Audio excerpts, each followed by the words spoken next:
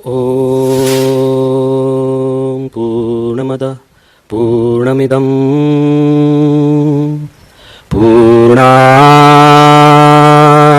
पूर्णमुदच्यते पूर्णस्य पूर्णमादाय पूर्णमेवावशिष्यते। ॐ शान्तिः शान्तिः शांति।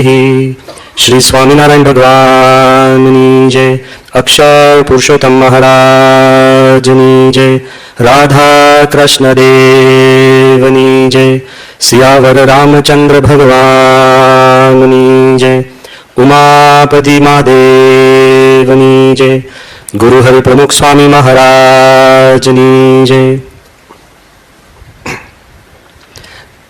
In the divine presence of Bhagavan Swaminarayan, in the equally divine presence of my Guru Hari, Param Pujya Pramukh Swami Maharaj, in the revered and respected presence of Krishnakant Bhai Jha, the organizers of this event of Gandhinagar Cultural Forum, and so many guests sitting in the audience, whom I deeply respect.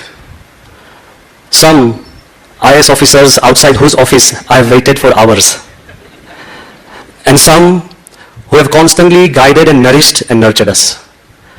Truly I feel honored. આજે આ વિસ્તારને વિભાગની અંદર આવવાથી મને પોતાને પણ એક આનંદ થાય છે. The reason is simple. કેવું જરાય અજુગતું લાગતું જ નથી. આ એક બહુ મોટું કુટુંબ હોય એવી ભાવના આજે મને જણાય છે. અને એટલા જ માટે આજનો જે મારો વિષય છે, Think different and be different. ભાષાંતર ઝા સાહેબે કહ્યું છે, મારું ગુજરાતી ઘણું નબળું છે, એટલે ભાગ્યેશભાઈ તમે સુધારીને બધાના મનમાં મોકલજો. પણ ultimately language is no issue. મને એક 90 વર્ષના ન્યુરોસર્જન ડોક્ટર મળ્યા હતા, બિહારી પોતે, અને વાતચીત કરતા હતા અને મને એકદમ પ્રેમથી આમંત્રણ આપ્યું કે સ્વામી તમે બિહારમાં આવો. અને મને ધ્વાસકો પડ્યો એટલે મેં કીધું કે પણ હું બિહારમાં આવીને કરીશ શું? એ 90 વર્ષના ન્યુરોસર્જને જે મને વાત કરી એ કે મારા દાદા, સમજી જાઓ, કે મારા દાદા મને કહેતા કે if you have something to say, no words are necessary, and if you have nothing to say, no words can help. આજે હું આપની સમક્ષ ઊભો થયો છું because I have something to say. કદાચ કોઈને સમજાય ના સમજાય, પણ હું આશા રાખું છું કે ભગવાન એને સ્વપ્નમાં સમજાવશે, but there is something to say. અને આ વાત એવું નથી કે આપણે બહાર જઈને કાર્યરત થવાની જરૂર છે. The idea is very simple. Think different and you will be different. નોખું વિચારો અને તમે અનોખા બનશો. ઘણાના મનમાં એમ થશે કે સ્વામી હું તો પાર ને પાર પડી ગયો છું, હવે શું નોખું વિચારવું? 20 વર્ષનો માણસ હોય ને એને ઘર બદલવાનો વિચાર આવે, 30 વર્ષનો એને શેરીને સમાજ બદલવાનો વિચાર આવે, અને 40 વર્ષનો થઈને લગ્ન કરે ને તો ટીવીની ચેનલ પણ બદલી શકતો નથી. ઘરના કર્ટન્સ બદલવા હોય ને તોય તમને દ્વિધા થાય કે બદલું કે ના બદલું. As time goes, change becomes limited. મારે એટલું જ આજે કહેવું છે કે if you can think different, you will be different. વર્ષો પહેલા જ્યારે અમે સ્કૂલમાં અભ્યાસ કરતા હતા, we were studying Judaism, યહૂદી ધર્મ. એ લોકોનો મુખ્ય ગ્રંથ છે તાલમુદ. એની અંદર એક સંવાદ આવે છે which is very deep in my heart. સંવાદમાં પ્રશ્ન પૂછે છે કે what is the strongest thing in the world? આ વિશ્વમાં સૌથી મજબૂતમાં મજબૂત વસ્તુ કઈ? જવાબ આપે છે કે સ્ટીલ, લોખંડ મજબૂત છે. પછી શંકા કરે છે કે ફાયર કેન મેલ્ટ ઇટ, આગ લોખંડને પીગાડી શકે છે. તો કે okay, fire is the strongest. એ કે પણ વોટર કેન ક્વેન્ચ ફાયર, પાણી આગને હોલવી શકે છે. એ કે વોટર ઇઝ ધ સ્ટ્રોંગેસ્ટ. એટલે કે the sun can evaporate the water, સૂર્ય પાણીને બાષ્પીભવન કરી શકે છે. એ કે ઓકે, સૂર્ય સૌથી વધુમાં વધુ શક્તિશાળી છે. એ કે but the clouds can cover the sun, વાદળા છે એ સૂર્યને પણ ઢાંકી શકે છે. એટલે કે ઓકે, વાદળા સૌથી વધુમાં વધુ શક્તિશાળી છે. But when the wind blows, the clouds fritter away like powder. વાયુ વ્યાય ત્યારે વાદળા વેર વિખેર થાય. એ કે okay, wind is the strongest thing in the world. એ કે man can keep out the wind by closing his window. માણસ પવનને રોકી શકે છે ખાલી બારી બંધ કરે એમાં. તે કે okay, man is the strongest thing in the world. એ કે but have you seen a man who is fearful? ગમે તેવો ભડવીર માણસ હોય ને એને ખાલી કોઈક મેસેજ કરે ને કે આજુબાજુ ઇન્કમ ટેક્સ વાળા ઘર ગાડી ફરે છે, ભાઈ અમેરિકાનો પ્રેસિડેન્ટ હોય ને ઓબામા સાહેબ નીકળ્યા હોય ને ચારે બાજુ સુરક્ષા હોય, અને એની મને ખબર છે બિલ ક્લિન્ટન સાહેબ અક્ષરધામ આવ્યા હતા, અને જે રક્ષા હોય ને જે તંત્ર ચાલતું હોય અને રક્ષિત હોય, પણ ગાડીમાં ઝોલે ચડે ને સ્વપ્નમાં સાપ દેખાય તો બીક લાગે કે નહીં? ભાઈ, fear is the strongest thing in the world. પણ એ કહે છે કે when man goes to sleep, માણસ ઊંઘી જાય ત્યારે પડવાર એના ભય ભૂલી જાય છે. સો સ્લીપ ઇઝ ધ સ્ટ્રોંગેસ્ટ. અને અમને કથાકારોનો તો અનુભવ જ છે, જો ઊંઘ ચડે તો રોકી નથી શકાતી. તે કે સ્લીપ ઇઝ ધ સ્ટ્રોંગેસ્ટ. પણ પછી કહે છે કે even from sleep a man wakes up after 8 hours, but from death he does not wake up. કે મૃત્યુ સૌથી વધુમાં વધુ શક્તિશાળી છે. પ્રશ્ન શરૂ થાય છે જીવનથી અને જવાબ આવે છે મૃત્યુ. પછી જે લેખક લખે છે કે ઇવન આફ્ટર ડેથ, મૃત્યુ પછી a man continues to live by the good deeds he has done. સત્કર્મથી માણસ સતત જીવંત રહે છે. ગાંધીજીને અવસાન થયાના વર્ષો થઈ ગયા પણ સત્કર્મથી જીવંત છે.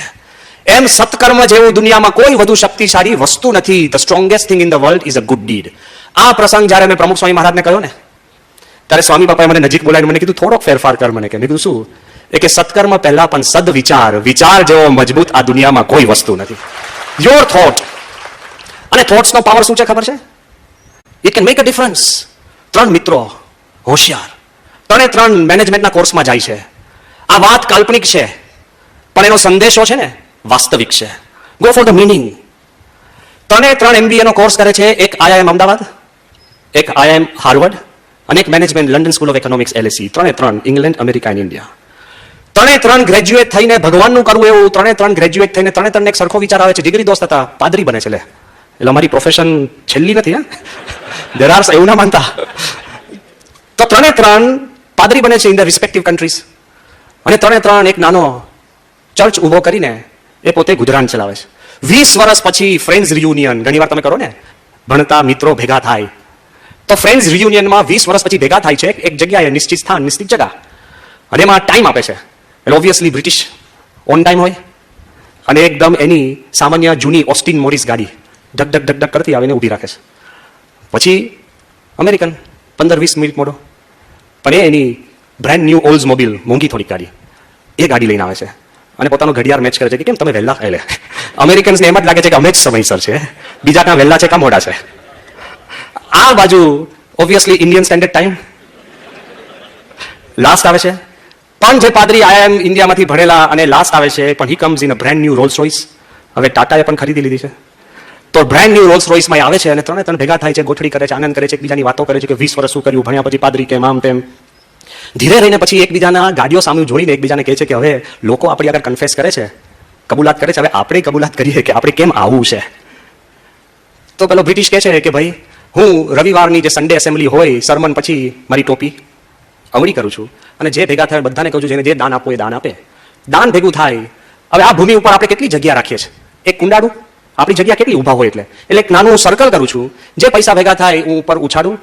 ભગવાનને હું પ્રાર્થના કરું કે જે સર્કલમાં પૈસા પડે એટલા મારા, સર્કલની બહારે પડે હું દાન ધર્માદો કરીને સેવા કરું છું. આ સર્કલમાંથી પૈસા મળ્યા એનાથી મેં આ નાની ગાડી લીધી છે.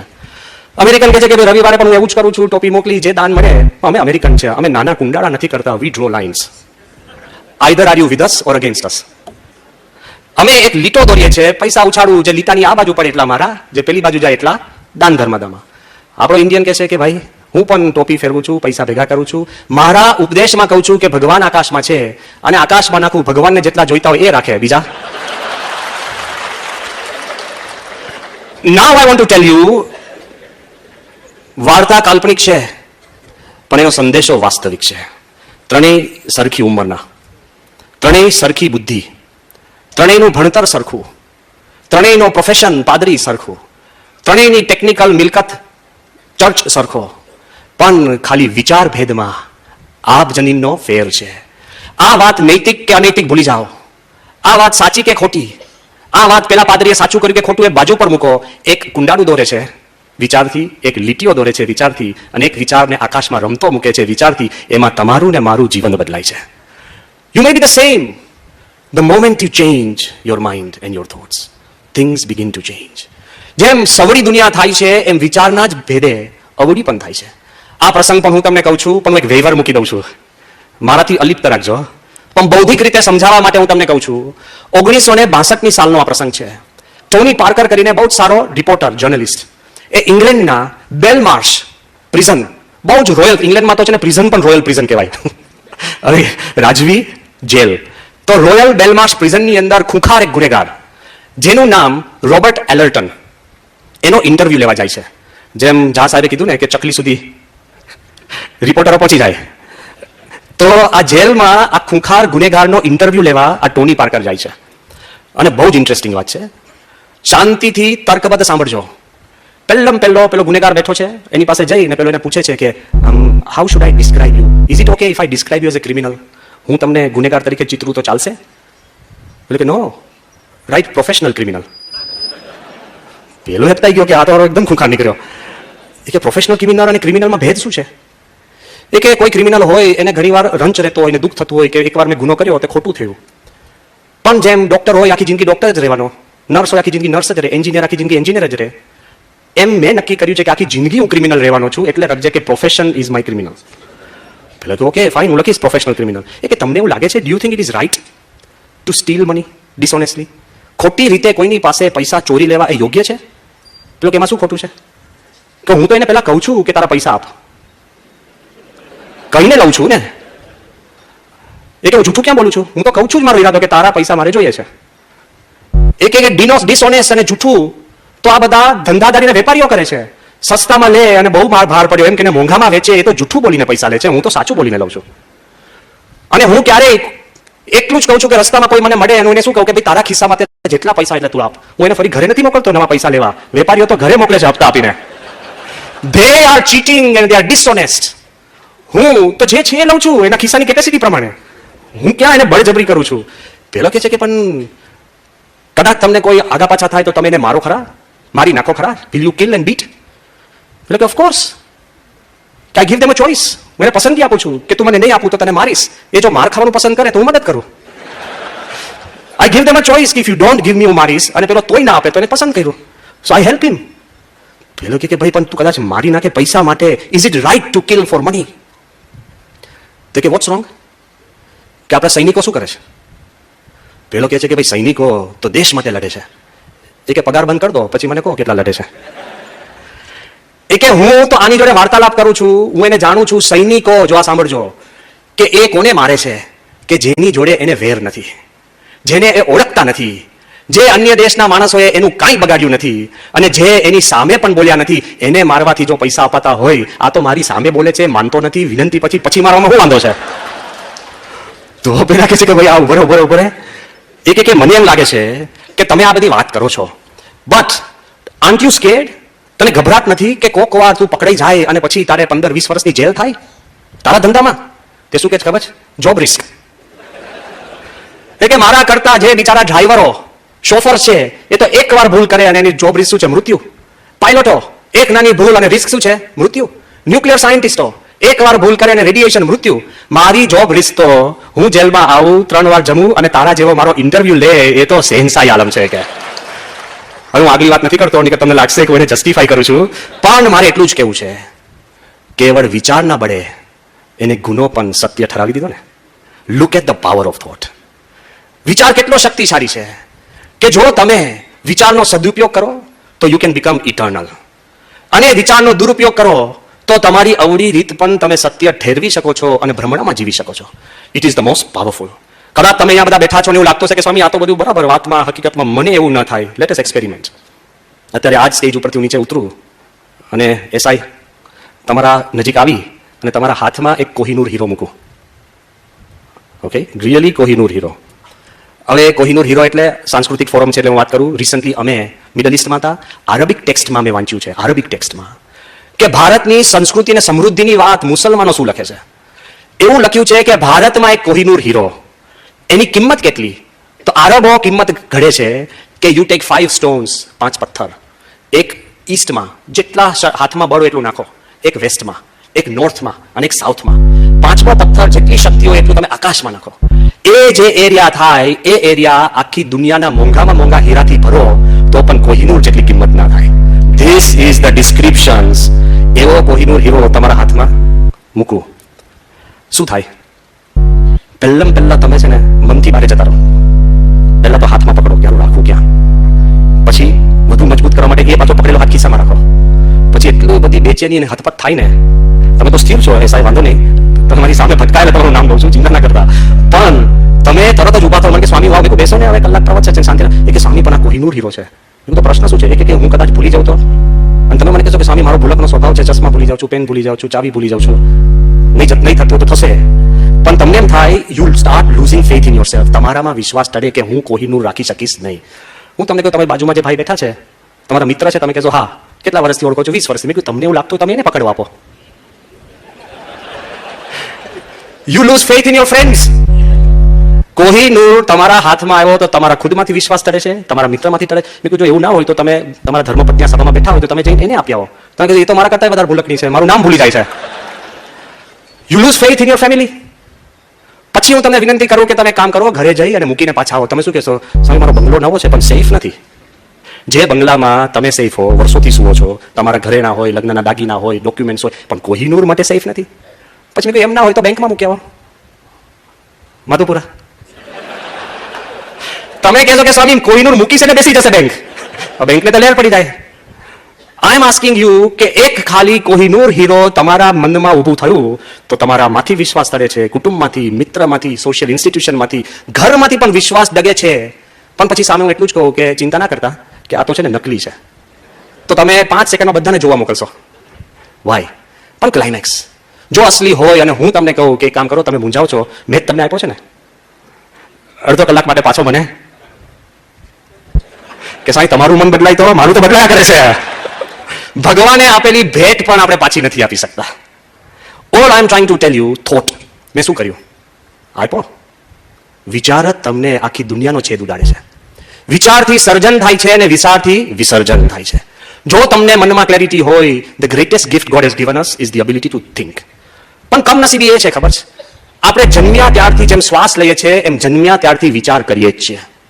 કમનસીબી શું છે કે આપણે ચાલતા પણ ટ્રેનિંગ આપવામાં આવે છે, જમવાની પણ આપણને ટ્રેનિંગ આપવામાં આવે છે, આપણે હવે હેલ્થ યુગની અંદર બ્રીધિંગ ટ્રેનિંગ આપવામાં આવે છે, બોલતા શીખવાડવામાં આવે છે, લખતા શીખવાડવામાં આવે છે, વિવેકની ટ્રેનિંગ આપવામાં આવે છે, બેસતા, હરતા, ફરતા બધાની ટ્રેનિંગ આપવામાં આવે છે.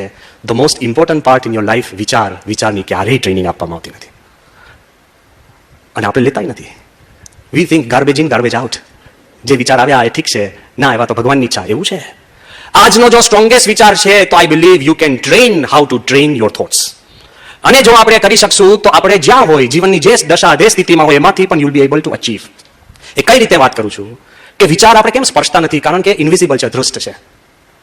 વિચાર કોઈને આવતા દેખાયો કે આવ્યો, એના પગલા સંભળાયા, જતા દેખાય છે. ભલે આપણે મૂછો મળીએ કે આ મારો વિચાર છે, ઘણીવાર ડિસઅપિયર થઈ જાય, તમારો હોય તો પાછો લાવો ને. અને ઘણીવાર એટલા બધા ખરાબ વિચાર આવતા હોય, જો તમારા જ હોય તો એને રોકો ને, રોકી શકાય છે? નથી રોકી શકતા.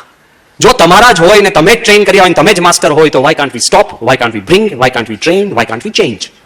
એ નથી કરી શકતા બિકોઝ વિચારની આખી ભૂમિકા ને પરિબળ જુદું છે. વિજ્ઞાનની અંદર અત્યારે એવું કહેવાય છે, જેમ ગ્રોઈંગ ન્યુરો સાયન્સ ઉભું થયું ને, વિજ્ઞાન શું કહે છે ખબર છે? ન્યુરોન્સને 100 બિલિયન કનેક્શન્સ છે, 100 અબજ. એ બધા જુદા જુદા ટાઈમે ફાયર થાય ને તો અનેક વિચારો તમને એક સામટા આવી શકે. પણ અત્યારે બહુ હું એકદમ કન્ઝર્વેટિવ ફિગર કહું છું.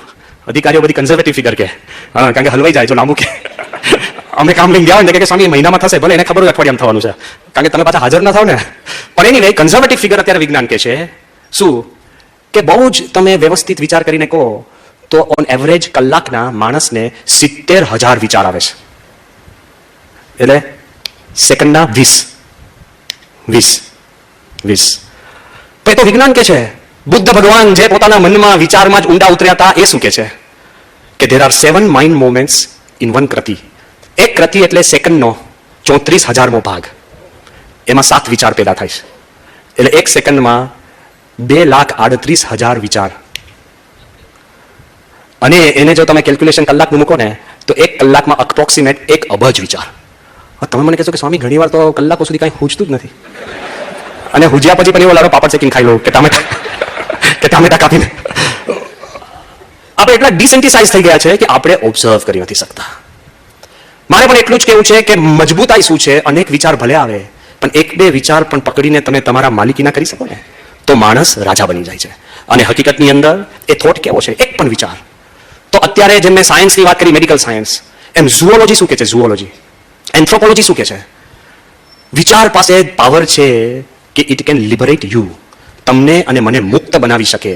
તમે ગમે તેટલા રોગથી પીડાતા હો, ડિપ્રેશનથી પીડાતા હો, પ્રશ્નથી, લઘુતા ગ્રંથિથી, કોઈ પણ વસ્તુ, વિચારથી તમે મુક્ત થાવ છો ને તો આખું આજુબાજુ એની રીતભાત બદલાય છે. દ્રષ્ટાંત બહુ ક્રૂર આપે છે. બહુ જ મોટો ઝુઓલોજિસ્ટ જર્મન, જેનું નામ કાર્લસ્ટન નોટ, આખી જિંદગી એને વાંદરાઓનો અભ્યાસ કરેલો, અને એ પોતે અદ્ભુત રિસર્ચ રજૂ કરે છે, મન દઈને સાંભળવા જેવું છે. એ લખે છે કે વિચાર, ધી એબિલિટી ઓફ થિંકિંગનો પાવર શું છે. એ કે 3 પ્રકારના વાંદરા ફેમસ છે. એક ગોરિલા, બીજું ચિમ્પાન્ઝી, અને ત્રીજું વાંદરું છે બોનોબો, જે કોંગોના જંગલમાં મળે છે, ધ બોનોબો મંકીઝ.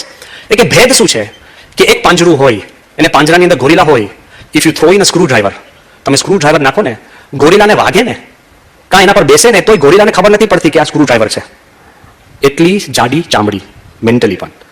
ચિમ્પાન્ઝી, એ કે if you throw in a screw driver into a chimpanzee with a cage, તો કલાકોની અંદર ચિમ્પાન્ઝી એ સ્ક્રૂ ડ્રાઈવર પકડતા શીખી જશે. પછી એ સ્ક્રૂ ડ્રાઈવરથી નાના કીડી મકોડા જતા હોય તો એને સ્ટેબ કરશે આમાં. એટલે સ્ક્રૂ ડ્રાઈવરને યુઝ નથી કરી શકતો, પણ અબ્યુઝ કરે છે. એ કે ત્રીજા પ્રકારના મંકીઝ છે, હું ઇન્ટુ ઇંગ્લિશ કહું છું અને પછી ભાષાંતર કરું. એ કે ધ થર્ડ મંકી, ધ બોનોબોઝ, એનું અબિલિટી ટુ થિંક કેટલું વિકસ્યું છે. એ કે if there is a cage and there is a bonobo monkey, if you throw in a screwdriver, within half an hour it will have learned how to hold it, it would have figured out how to use it, it would have found the screws of the cage, અને અડધો કલાકમાં એ screw ખોલીને પાંજરાની બહાર ઊભો હોય એ બોનોબો monkey છે. અહીંયા એ સભામાં 3 પ્રકારના માણસો હશે. સમ ખબર જ નહીં પડે શું આવી ગયું, સમ ઘરે જઈને બીજાને જ્ઞાન આપશે, પણ ફોર્ચ્યુનેટલી એવા પણ હશે જે વાપરીને પોતે મુક્ત થશે. એની મજા છે. Ultimately the power is the ability to think. અને થિંક એટલે શું? તો જોજો, માણસને આ પશુ રેખામાંથી કોઈએ મુક્ત કર્યો હોય ને, what sets man apart from the animal kingdom? Thinking, ability to think. 5000 વર્ષ પહેલા જે લાયન્સ કહેતા કે સિંહ, એ ક્યાં રહેતા? ગુફામાં. અત્યારે સિંહ જંગલમાં ક્યાં રહે? ગુફામાં. કોઈ જગ્યાએ 5000 વર્ષ પછી સિંહે કઈ ગુફાનું ઇન્ટિરિયર બદલ્યું કે હવે મારો વિકાસ થાય છે તો પાયા ઊંડા નાખું, બગીચો કરું, કે 2-3 ઓરડીઓ વધારું? કાંઈ નહીં. લાયન્સ ભલે રાજા કહેવાય, નો થિંકિંગ. 5000 વર્ષ પહેલા ગાય અને બળદ શું ખાતા? ઘાસ. અત્યારે ઘાસ. આ બાજુ માણસો જુઓ, કયા ઘરમાંથી, ગુફામાંથી ઘરમાં, સિટીમાં, સ્કાયસ્ક્રેપરમાં, અંડરસી ઘર, ક્યાં ને ક્યાં વિકાસ થઈ ગયો. ખાવામાં ઓસ્ટ્રેલિયાનો બળદ હોય શું ખાય? ચાઇનાનો, ઇંગ્લેન્ડનો ઘાસ જ ખાય. અને આપણે માણસે 5000 વર્ષમાં જમવાની વાનગીઓ જુઓ, ચાઇનીઝ ઢોકળા લે. હું તમને કહું છું, તમે હજુ તો તમે વધારે જાણતા છો, અમારી પાસે તો આવે એટલે ખબર પડે. હું તમને એમ કહું છું કે આપણે વિકાસ, એબિલિટી ટુ થિંક, જેટલી આપણી બુદ્ધિની શક્તિ છે એટલી વિવિધતા જોઈએ છે. કૃષ્ણકાંતભાઈએ બહુ સુંદર વાત કરી કે સખત વિકાસ થયો છે, પણ મારે તમને એ કહેવું છે આ 5-10 મિનિટમાં, આ કાંઈ નથી. શું તમને એમ લાગે છે કે આપણે બુદ્ધિના બળે વિકાસ કરીને ગુફામાંથી અત્યારે ઘર, plastic houses, glasses, onion houses, પછી કોલોનીઝ ઇન સ્પેસ, ત્યાં સુધી પહોંચી ગયા, આપણો વિકાસ પતી ગયો? આપણને ઘણીવાર એવું લાગે કે ઓહો બહુ થઈ ગયો, હવે તો કાંઈ હોય જ ન શકે. તમારા ને મારામાં કોને ખબર હતી કે ઇન્ટરનેટની દુનિયા આવશે? કોને ખબર હતી કે ઈમેલ ઉપર ચર્ચા થશે અને ફેક્સ ગુમ થઈ જશે? અને હવે તમને એમ કહું છું, ટૂંક સમયમાં ઈમેલ ગુમ થઈ જશે.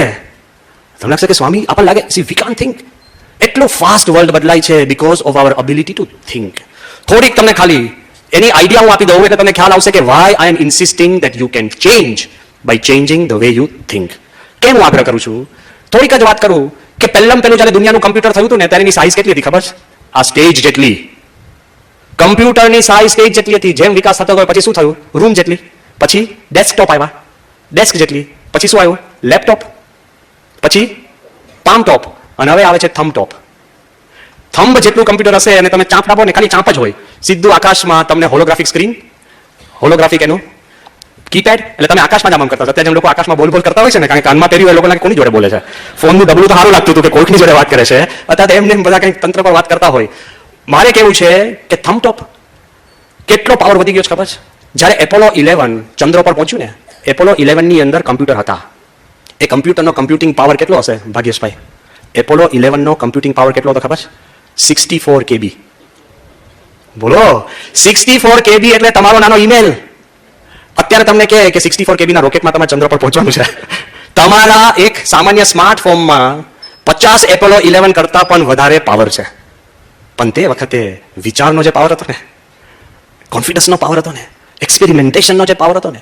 પણ અત્યારે એવું કે છે કે જેમ કમ્પ્યુટર્સ ફાસ્ટ કેમ થયા, સિલિકન ચિપ્સ. થોડું વિજ્ઞાનમાં હું લઈ જાઉં છું, એટલે કોઈકને કલ્ચર છે પણ થોડુંક સાયન્સ લઈ લઈએ આપણે. બધાને I feel the audience is understanding, એટલે લેટ મી જસ્ટ એક્સપ્લોર. કે અત્યારે એ લોકો એવું કહે છે કે સિલિકન ચિપ્સ જેમ જેમ નાની થઈ, સસ્તી થઈ, હવે એ લોકો એને બાયોલોજિકલ ચિપ્સ બનાવવાના છે. બેક્ટેરિયામાં મેમરી નાખશે, એટલે તમારે મેમરી વધારવી હોય એટલે બેક્ટેરિયા વધારવાના. પણ જો મુવા છટકી ગયા તો તમારી મેમરી લઈને બીજામાં કરી જશે ને બીજામાં ત્રીજામાં કરી જશે ને જે પ્રોબ્લેમ ઉભો કરશે પેલું કે મેં આ તૈયાર કર્યું તો ત્યાં જઈને મળશે. લે કલ્પના તો બાજુ પર રાખો, પણ they are trying to create biological memory chips. Fine. પણ હવે કે છે કે સિલિકન ચિપ્સ એટલી સસ્તી થઈ જશે, સિલિકન ચિપ્સ એટલી સસ્તી થઈ જશે કે હવે જ્યારે ગઢવી સાહેબ જે રસ્તા બનશે ને, તો રસ્તામાં ટાર્મેકની અંદર પાવડરની જેમ સિલિકન ચિપ્સ નખાશે. એટલે શું બનશે? Smart rods. એટલે તમે જ્યાં ગાડી હોય ત્યાં તમારા ઘરવાળાને ખબર પડશે કે ક્યાં છે. સમજી ગયા? બહુ ડેન્જરસ છે. રોડ નક્કી કરશે. તમે જતા હો, તમે રસ્તામાં એક્સિડન્ટ થયો, તમે જ્યાં પડ્યા ડબ થઈને, રોડ મેસેજ મોકલશે દવાખાનામાં કે એક માણસ પડ્યો છે. ક્લિયર? કોઈને આપઘાત કરવો છે ને એ બિચારો શોધી નહીં શકે જગ્યા ક્યાં. બધી જ જગ્યાએ સ્માર્ટ સિલિકન ચિપ્સ થી સ્માર્ટ રોડ્સ બનશે. Smart houses. અત્યારે કેવું છે, આપણે જે ઘર લીધું એને અનુકૂળ આપણે થવું પડે. એક ઘરમાં અમે પધરામણી કરવા ગયા 4 ડોલ મૂકી હતી. કેમ? પાણી ટપકતું હતું. લે મેં કહ્યું ડોલ બારે શું કરે છે? બાથરૂમમાં હોવી જોઈએ કે સ્વામી હમણાં વરસાદ પડશે ને એટલે પાણી ટપકશે. લે આપણે ઘરને અનુકૂળ થવું પડે છે. પણ સ્માર્ટ હોમ્સ એટલે તમે જેવા ઘરે જાઓ એટલે ઘર સ્વાગત કરે. તમને આઈડિયા આપેલો હોય, ઘણા ટેવ હોય, પહેલા જઈને રસોડામાં જાય તો ત્યાં લાઈટો થાય, ઘણા રસોડા પછી એ પોતે બાથરૂમમાં જાય તો પછી બાથરૂમમાં લાઈટ થાય, કોક પછી જેવો સિટિંગ હોય ઘર તમારી રોજની મૂવમેન્ટ નક્કી કરીને લાઈટો કરે. ઘણા એવું હોય કે 5 મિનિટ વાંચે, પંખો ચાલુ કરે, પછી 10 મિનિટ પછી સુઈ જાય, એટલે 5 મિનિટ ચાલે પંખો ચાલે, 10 મિનિટ પછી લાઈટો જાતે બંધ થઈ જાય. લે હાઉસ તમને અનુકૂળ થશે. એ તો ઠીક. Smart machines, smart washing machines. અત્યારે બહુધા આપણા જે ઝઘડા ઘણા શાંત થઈ જશે. ઘરમાં કેવું હોય, વોશિંગ મશીન બગડે એટલે તમારા ધર્મપત્ની તમને કહે, તમને રજીસ્ટર થતા અઠવાડિયું લાગે. સાચું બોલો? હજો તો વાંધો નહીં, કારણ કે એની ફરિયાદ એ જ હોય કે 10 વાર કીધું તમે માનતા નથી. તો આપણને છે ને રજીસ્ટ્રેશન પ્રોસેસ જ લાંબો હોય છે. 7 દિવસ પછી તમે ફોન કરો ડીલરને, એટલે ડીલર પણ એ નોંધીને કંઈક 6 દિવસ પછી માણસ મોકલે. 15 દિવસ પછી જાતે ઘરના કપડાં ધોવાના, એટલે પ્રોબ્લેમનો પાર નહીં. સ્માર્ટ વોશિંગ મશીન એટલે શું? વોશિંગ મશીન જ્યારે કોઈ પણ ઘરમાં બગડશે તો એ જાતે જ છે ને મેસેજ એના ડીલરને મોકલશે કે 6થા માળે 5મી રૂમમાં હું બગડેલું બેઠું છું, પ્લીઝ મને આવીને રિપેર કરી જાઓ. હસબન્ડ એડિટ થઈ જશે ને એમને આવીને વોશિંગ મશીન રિપેર થઈ જશે. વાય? Smart machines. ક્યાં વિકાસ થઈ રહ્યો છે એ તો ઠીક. સ્માર્ટ મિરર્સ આવશે. મિરરની અંદર પણ સિલિકન ચિપ્સ. હું તો બહુ ટૂંકી કલ્પનાઓ તમને કહું છું ક્યાં દુનિયા પહોંચવાની છે. આ નેક્સ્ટ 5 યર્સની હું વાત કરું છું. મિરર, તમે જેવા સવારના ઉઠીને જેવા બાથરૂમમાં જઈને મોઢું આમ ધોવા જાઓ એટલે મિરર તમારી જોડે વાત કરશે. કેમ? આંખો સૂજી ગઈ છે. લે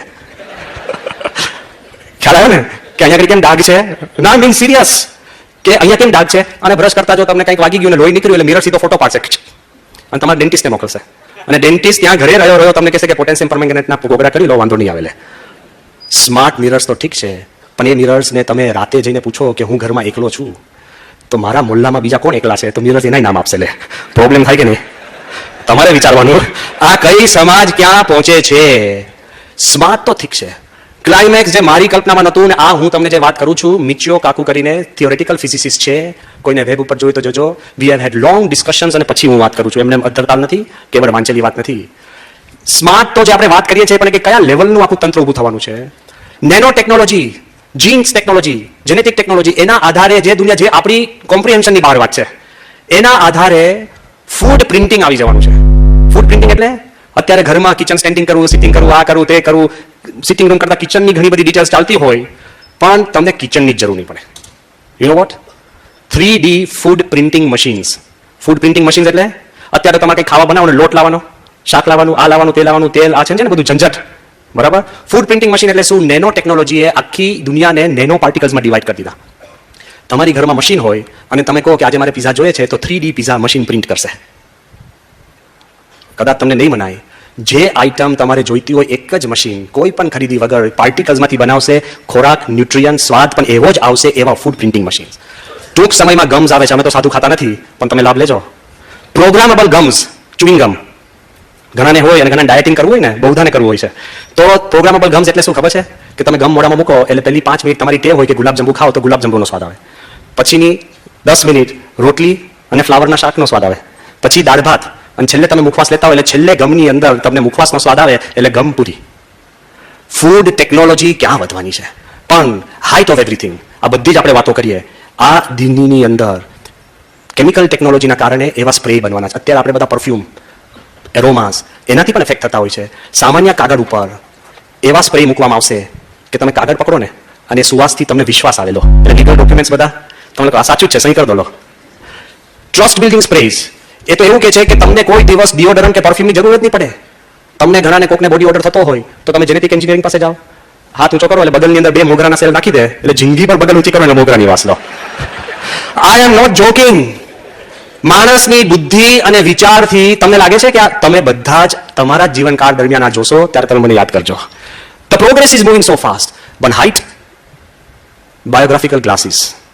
અત્યારે બહુધા અહીંયા હોલમાં બેઠા છે ને, બહુધા આપણો સમય શેમાં જાય છે ખબર છે? એકબીજાની ઓળખાણમાં, કે તમારી ઓળખાણ આપવામાં, ત્યાં બીજાની લેવામાં. ક્યાંથી આવ્યા, કેમ છે, શું કરતા હતા, એવી જ વાતો ચાલે. અત્યારે તમે મળશો તો કે શું ચાલે છે, એટલે ઓળખાણ જ. બાયોગ્રાફિકલ ગ્લાસીસ એટલે શું? તમે જેવા ચશ્મા પહેરો ને અને જેની સામે તમે જુઓ ને એની આખી બાયોડેટા મળે, કે ડીજી ઝાલાવાડિયા નિવૃત્ત, હમણાં જ અમદાવાદમાં આવ્યા અને તમે રસ્તામાં આવતા આવતા કોઈક જગ્યાએ ચા પીધી હોય એ પણ આવી જાય. જેની સામે તમે જો ને એની ફૂલ બાયોડેટા આવી જાય.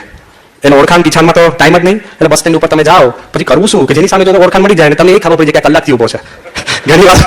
ઘણી વાર કલાકથી ઊભા હોય પણ એમાં સામેવાળાને તમારી પણ ખબર. મારે એ કહેવું છે કે આવી દુનિયા બને એમાં તમે સુખી હશો? બોલો કેમ? તો મુદ્દો એ જ છે કે વિચારના બળે પ્રગતિ થાય છે.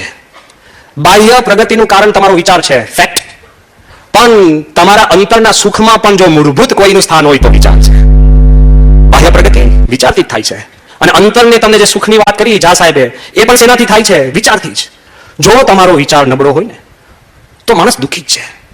વિચાર કેમ ઇમ્પોર્ટન્ટ છે? For physical progress and also for inner progress. That's why I am asking you કે think different and you will be different.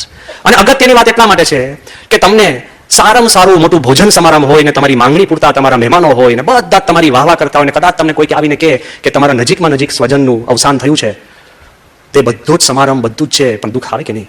દુઃખ વાતાવરણને આધારિત નથી, દુઃખ મનના વાતાવરણને આધારિત છે. Is the environment. Climate change છે જ મનની ક્લાઇમેટ, વિચારની ક્લાઇમેટ. દુઃખ અને સુખનો પણ જો ડ્રાઇવિંગ ફોર્સ હોય તો વિચાર છે.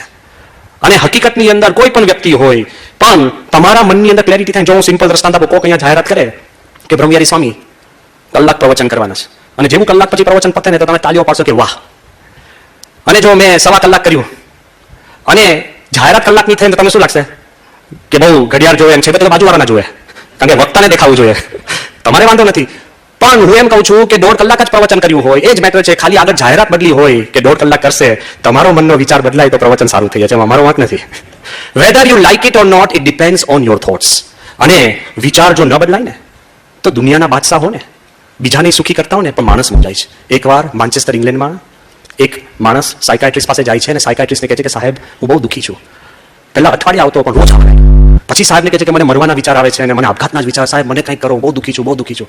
સાહેબ કહે છે કે તારી કોઈ દવા દેખાતી નથી, તું બધું જ કહું છું તો એક કામ કર, અહીંયા માન્ચેસ્ટરમાં રશિયાનું બહુ મોટું એક સર્કસ આવ્યું છે, ત્યાં જે મોટો ક્લાઉન છે એ આખા માણસોને હસાવે છે. હું તને એક પ્રિસ્ક્રિપ્શન આપું છું, તું દિવસમાં 3 વાર ત્યાં સર્કસમાં જા, એ ક્લાઉન જાંગલાની સામે જોઈ તું ખૂબ હસ, તારી મૂંઝવણ ટળી જશે.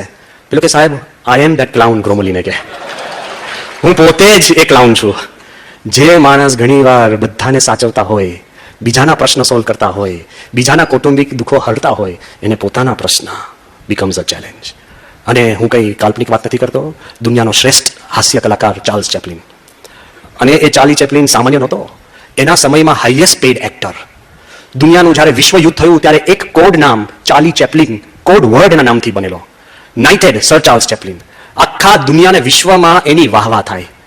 એ ચાર્લ્સ ચેપ્લિન 1940માં એને સાયલેન્ટ મૂવી ધ ડિક્ટેટર બનાવી હતી, ધ ગ્રેટ ડિક્ટેટર, હિટલર ઉપર વ્યંગાત્મક આખી ફિલ્મ, જેની જે મૂંગી પિક્ચરો બધા આખી દુનિયામાં એને અસર કરી છે. પણ હિટલર ઉપર બીજા વિશ્વયુદ્ધ વખત જ્યારે હિટલરનો ખરેખર 1940ની વાત છે, હજુ તો એનો દબદબો હતો આખા યુરોપમાં, હિટલર ઉપર એને ફિલ્મ બનાવી. અને એવું કહેવાય છે કે જે હિટલર ક્યારેય હસે નહીં, ખાનગીમાં એને આ પિક્ચર જોઈને પેટ પકડીને હસ્યો છે આ ચાર્લ્સ ચેપ્લિન. હિટલરને હસાવી શકે કેટલો એનો પ્રભાવ હતો. પણ એ શું લખે છે ખબર છે? કે આઈ alone could make the whole world laugh, but the whole world together could not make me laugh. આખી દુનિયા ભેગી થઈને એના અંગત જીવનમાં બહુ દુઃખી હતો. મહાપ્રશ્ન. મારે એટલું જ કહેવું છે કે દુનિયા માટે, બીજા માટે આપણે જીવન ખર્ચીએ છીએ. સમાજમાં શું બદલવું, અહીંયા શું કરવું, ઇન્ફ્રાસ્ટ્રક્ચર શું બદલવું, what about your own self? તમારું કુટુંબ, તમારી ઓફિસ, તમારું સ્વાસ્થ્ય, કેન યુ ચેન્જ ધેટ? અને હકીકતની અંદર જ્યારે આપણે ચેન્જ કરી શકશું ને તો જ અર્થસભર જીવન બનશે. WHO ના નવા આંકડા છે 2020, કલામ સાહેબે આપણે સ્વપ્ન તો આપ્યું છે, ઇન્ડિયા 2020. પણ WHO કહે છે 2020માં the biggest disease of the world will be depression. જેમ સુવિધા વધે, વિવિધતા વધે, વિચારો વધે, ચોઇસીસ વધે, સંકલ્પો વધે, એમ દુઃખ વધે અને ડિપ્રેશન વધે. સિમ્પલ લોજિક છે. મારે એટલું જ કહેવું છે, if depression is going to B the biggest disease, તો હકીકતની અંદર વિચારથી જેમ પ્રગતિ થાય છે, વિચારથી જેમ સુખ મળે છે, વિચારથી પ્રકૃતિ બદલાય છે. કેમ? ગીતાની અંદર અર્જુનનું જો તમારે ડિસ્ક્રિપ્શન આપવું હોય ને, તો it would be a classic case of depression.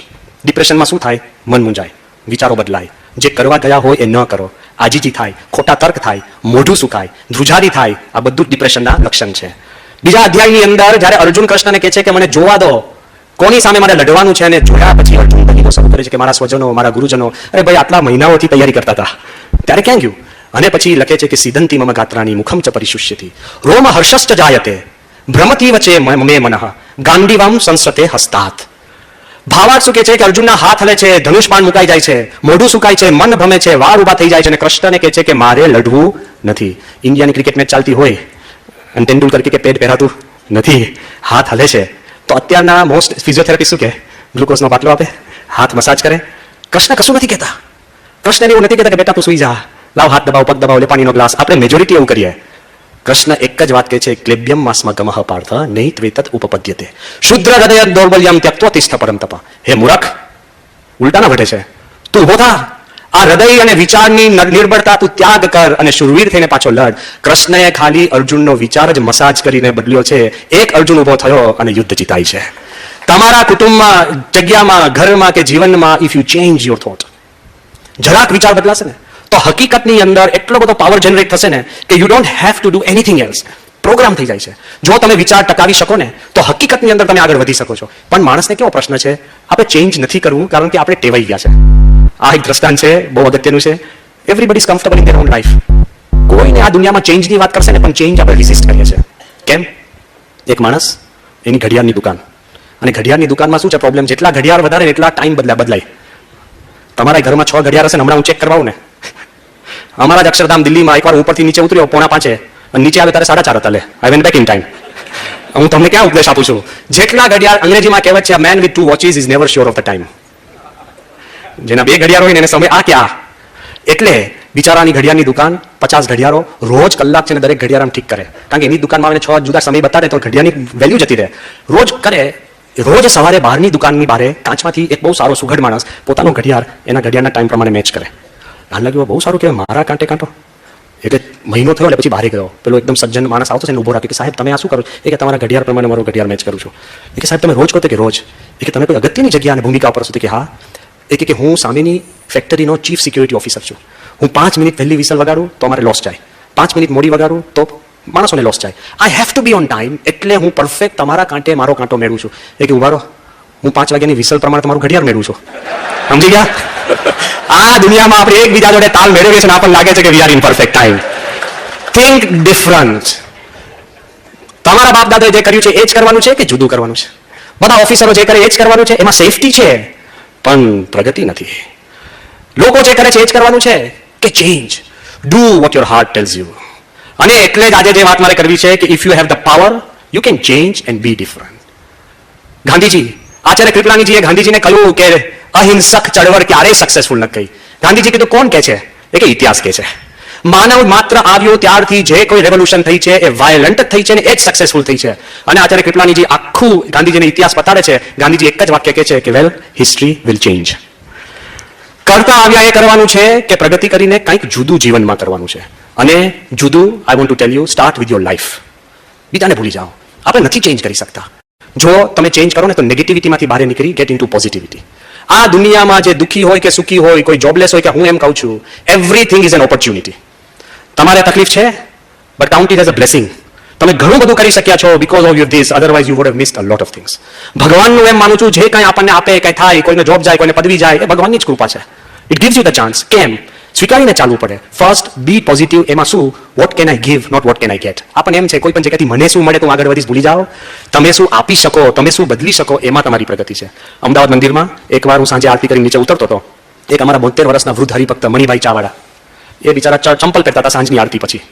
એટલે મેં એમને ધીરેને પૂછ્યું, મેં કહ્યું મણિભાઈ બોલો ક્યાં ઉપડ્યા? મને કે જંગે ચડવા. મેં કહું 72 વર્ષની ઉંમર, ડગુમગું થાય છે અને જંગે એટલે ક્યાં? એ કે ઘરે જાઉં છું. આ હું ભગવાનના સમ થઈને કહું છું, એક શબ્દ ઉમેરતો નથી. મેં કહું મણિભાઈ આવું ન બોલો, મને કે તમને શું ખબર પડે? મેં કે એમ નહીં, તમે મને કહો. મેં કહું શું પ્રશ્ન છે તમારે? કે જો સ્વામી હું સીધું કહી દઉં, હું સવારના 7:30 નીકળ્યો છું આ અમદાવાદના ભર તડકામાં, દુકાને મહેનત કરીને વૈતરું કરીને હું પૈસા કમાઈને સાંજે 7:30-8 વાગે ઘરે પહોંચીશ, થાકીને લોથપોથ થઈને. જેવો હું ઘરે પહોંચીશ એટલે મારા ઘરના માણસ, પત્ની સજી મજી તૈયાર થઈને બેઠા હશે, અને હું જેવો ઘરે જઈશ તરત મને કહેશે કે ચાલો બારે, અને હું ના પાડીશ કે હું આખો દિવસ ઘરમાં રહી છું. સમજાય છે? ઇશ્યુ બહુ નાના છે, પર્સપેક્ટિવ થિંક ડિફરન્ટ છે આમાં, પ્રોબ્લેમ ત્યાં છે. એક કે હું આખો દિવસ ઘરમાં પુરાઈને બેઠી છું તો મારે બહાર જવું છે, હું કહું કે હું આખો દિવસ બહાર જઈને આવ્યો છું, મારે ઘરમાં રહેવું છે. સમજાય છે? આટલું જ મેન એન્ડ વિમેનના ઇશ્યુઝ આવા જ હોય છે. બહુ લજ્જત થશે એટલે પછી મારા દીકરાને કહીશ કે બેટા તું લઈ જા. હવે દીકરો તો મારો જ, એક સ્કૂટરમાં પેટ્રોલ નથી, ઝઘડો થશે, અડધો કલાક ઝઘડો થાય ને અને ગેસ ખૂટી જાય પછી શાંતિથી અમે જમીએ છીએ. તમારે ઝઘડા બંધ સમાધાન નથી, પણ ગેસ ખૂટી જાય છે એટલે સમાધાન થાય છે. એટલે કે મૂકોને લાભ ક્યાં ઝઘડ કરો એમ. એટલે અમે શાંતિથી જમશું, પછી શાંતિ સુઈ જઈશું, પછી બીજો દિવસ. મેં કહું રોજ આવું કે રોજ? મેં કહું મણિભાઈ કામ કરો ને. તો કે શું? મેં કહું તમે આજે ઘરે જાઓ ને તમારા ધર્મપત્ની કે ચાલો બહાર, તો તમે જજો. તો એટલા ગભરાઈ ગયા ને, મને કે ના સ્વામી પછી લઈ જશે મને. મેં કહું તો શું વાંધો છે, અનુકૂળ થાવ કોક વાર, જાઓ. એ કે સ્વામી આજનો વાંધો નથી, પણ બહેનોને એકવાર કે ને પછી રોજનું કરી દે છે, પુરુષો એટલે ના પાડતા હોય છે. અને બહેનોને ખબર હોય છે કે એકવાર હા પડાઈ દો એટલે કાયમી. પર્સપેક્ટિવ્સ જુદા છે. મેં એમને કીધું ગમે તેમ બાપાને યાદ કરી અને મને યાદ કરી મહારાજની આગળ જઈને આજે તમે હા પાડજો.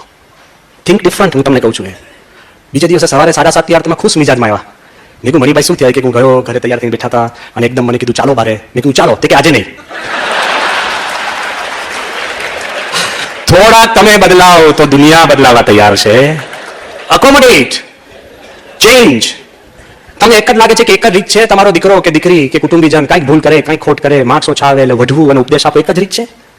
We are stuck. ઘરમાં ફેરફાર થાય એટલે હું આ વાત કરું છું. આપણે હોશિયાર, પ્રગતિશીલ, સુસંસ્કૃત, ઠીક.